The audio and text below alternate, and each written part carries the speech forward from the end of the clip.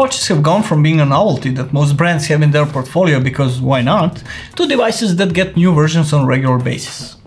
Just like mobile phones, which companies usually put out every 6 months, smartwatches have adapted to the same cycle, so at the big events that announce the new flagship phones, we almost always see a new smartwatch as well. Now, because of all that happened in 2020 so far, there weren't any big events like what we're used to in the last couple of years, but that's not to say that this part of the industry is lying dormant.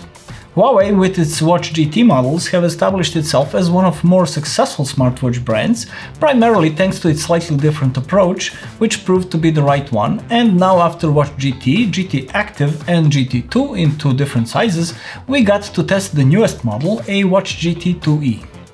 This smartwatch should be something a bit different from the 46mm Watch GTs we've seen before, more sport-focused and with a lower price that might attract some new users for the Chinese company. Its current price on Amazon is about $170, which is almost $20 cheaper than the lowest priced Watch GT. Huawei Watch GT2 is perhaps the most distinct looking of all the 46mm GT models so far, because for the first time it brings a slightly different body design. The usual bracelet mount was redesigned, and with a stock bracelet that looks like a part of the watch, the whole thing has a more sporty identity rather than the elegant and classic of the previous GTs. A particular model we got to test comes with a 2-color silicone bracelet, and with a contour that's such a mounting imparts, the watch lays comfortably around the waist, and we must say looks modern and different from previous models, so it's also fresh and interesting. While on its predecessors you could use any 22mm bracelet, which made them a great styling platform, on a Watch GT2e you will be somewhat limited by the shape of the mounting system. Whether this was intentional so that users would have to buy Huawei bracelets, we don't know, but the fact is that you won't be able to fit just any aftermarket one, and we've tried a few with mixed results. Good news is that leather ones mostly fit fine, which will probably be the most common mod if you decide to go for something more elegant. Apart from the bracelet mount, GT2e pretty much shares the recognizable Watch GT look, starting with the traditional 4 optical sensors on the back. The bezel around the screen is most reminiscent of Honor Magic Watch 2, with a slight angle up to the point where it seamlessly meets the screen. On it there are 60-second markings, as well as interesting texture which is only visible when the light hits it at just the right angle, and otherwise looks black, something we haven't seen before on a Huawei watch. The 2 keys on the side were also redesigned and are now flat instead of round, with slanted edges, and they don't stick out that much, which makes it less likely that they may catch on some of the sports equipment. The model we got to test is black with a red and black bracelet, but there is also an all black version, as well as grey one with white or mint green bracelet, which appear even more sporty and modern and even more different from the classic GT look. As for the screen, there weren't any changes, so it's still the good old 1.39-inch AMOLED with 454 by 454 pixel resolution that we saw on all the previous models, and that we have no complaints about. It's bright, sharp looking and in line with the best models on the market. Another thing that hasn't changed is the software and the user interface, so beside the main screen you get the widgets for pulse history, stress levels, weather report, activity goals and music control. In order to browse through those, you need to touch the screen, which is something we still don't like, and of the 2 physical keys, one is used for activating the apps list, while the other can be assigned a custom function. As some other brands have shown, 2 keys can do a lot more, since you can do a press, double press and hold for each of the keys, so we would like Huawei to take some notes and improve in this aspect, since there certainly is a room for improvement. As for the watch faces, as usual you get a couple of new ones specific for this model, as well as some which we saw before on other Huawei and Honor models, 10 altogether. Unlike those previous watches, this time there was no watch face section inside the Huawei Health app, which is probably a bug since the documentation shows it should be there. We assume that this will get fixed, allowing you to access the additional watch faces as well as the custom ones, but as it is now you only get 10 that come on the watch.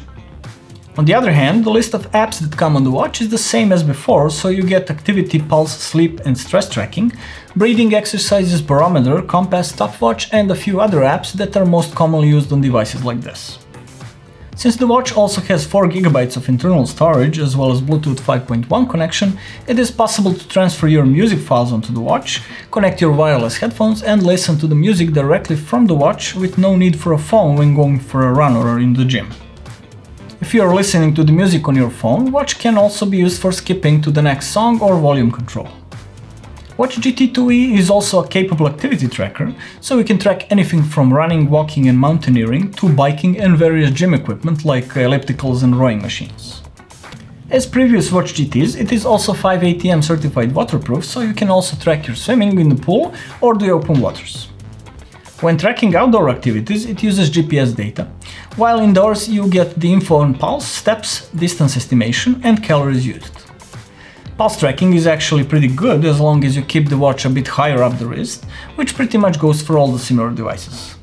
Watch GT2e can also estimate the training effect, time until fully recovered, as well as SpO2, the oxygen saturation. And for those who need some help improving their results or getting into shape, there are also guided running courses to help you with that. You can check all these parameters on the watch as well as inside the Huawei Health app, which besides statistical information lets you set all the options, transfer music and update the watch's firmware.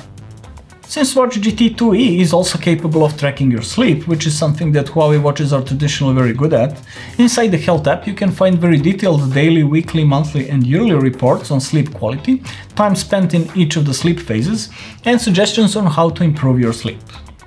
In case you also own one of the smart body scales, Huawei Health in combination with this watch is a complete solution for tracking your health and activities. As for the more common tasks, the watch also displays notifications on messages and apps of your choice, but unlike Watch GT2, it does not allow you to make voice calls directly from the watch since there is no speaker or microphone on it. Also, you can read the messages, but in order to reply to them you will need to do it on your phone. Now, our favorite thing about Huawei watches has not changed, so once again the battery life is 14 days on a single charge, and it delivers exactly that in real use. The charger has also remained the same, along with that totally unrelated white color that Huawei could maybe change one day to fit the device, so I don't know. It attaches to the watch via magnet, though it charges it with 2 electrical contacts. Overall, Watch GT2e is everything we've come to expect from a Huawei smartwatch, and it will be a nice choice for users that do not require voice call capabilities offered by the GT2, especially if they prefer a more sporty look. At about $170, GT2e is like a more affordable version of original Watch GT, certainly more affordable than GT2, so it is definitely worth considering if you're looking for your first smartwatch. So, what do you think about this model? Let us know in the comments below, as well as have you owned a smartwatch before, or do you still consider it a gimmick? We hope you liked this video enough to give us a thumbs up, and maybe consider subscribing for more interesting tech content. Keep watching Bench House, my name is Ivan, and I'll see you next time.